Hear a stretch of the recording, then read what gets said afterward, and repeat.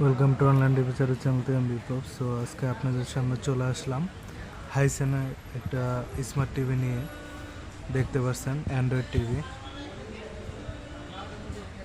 এটার মডেলটা হলো A4 43 inch TV, A4 series.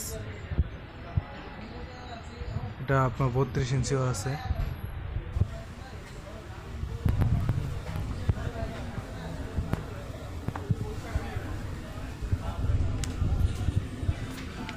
যারা নিতে চান অবশ্যই কমেন্ট করবেন, আমি বলে দেবো এটার প্রাইসটা।